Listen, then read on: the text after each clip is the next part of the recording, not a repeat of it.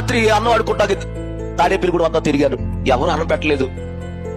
ఆకలి అయిపోతుంది ఎలాగని తాలూకు ఆఫీస్ ఉంది కదా తాడేపల్లి గుడిలో, దాని ఎదురుకుండా కురిపి వాటలు ఉంది. ఆ కురిపి వాటల కాడికి వెళ్ళి, అయ్యా కొంచెం అన్నం ఉంటే పెడతారా? ఆయన అన్నాడు 5 రూపాయలు పెడతానన్నారు. డబ్బులు లేవండి, నేను అడుక్కున్న వాడినండి, కొంచెం అన్నం పెట్టండి అయ్యా అన్నాను. డబ్బు కొద్ది పెట్టనన్నారు. ఏం చేయాలో తెలియక వారు తినే ఎంగులాకులు ఎక్కడైతే పడేస్తున్నారో అక్కడికి వెళ్ళి కూర్చుని వాడు పడేసిన ఎంగులాకులన్నీ మెతుకులు ఎరుగు తిన్నాను. కానీ కడుపు నిండలేదండి. ఈ ఆకలి కోసమే కదా బ్రతికేది, మర్చిపోతే ఈ ఆకలి ఉన్నది కదని అక్కడి నుంచి నడుచుకుంటా వంతురెక్కేసి పిచ్చి పైరుడి కిందకి కాలంలో దూకి చచ్చిపోదామని పైకి ఎక్కేశానమ్మా. చేపురోలు యోబు గారని అంటే నాకు తెలియదు, చిన్న తాడేపల్లి అక్కడి నుంచి ప్రార్థన చేసుకుని వస్తున్నారంట. కారు పిచ్చి ఎక్కింది, నా తెల్లంగా వచ్చింది కారులో వచ్చి నా వైపు చూశాడంట. డ్రైవర్ కారు ఆపురా, నేను ఇలా తిరిగాను పడిపోదామని.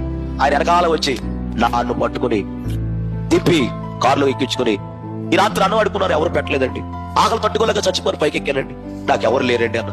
అప్పుడు ఆయన అన్నాడు, నీకెవరున్నా ఎవరు లేకపోయినా నీకేసై ఉన్నాడు, రా అని నన్ను తీసుకెళ్లి నన్ను పెంచి బైబిల్ ట్రైనింగ్ ఇచ్చి ఒక సేవకుడుగా నన్ను తయారు చేశాడు ఆయన. అంటే నా దగ్గరికి ఎవరు వచ్చారు చెప్పాలి, ఎవరి రూపంలో చెప్పండమ్మా, సేవకుడు రూపంలో వచ్చాడు.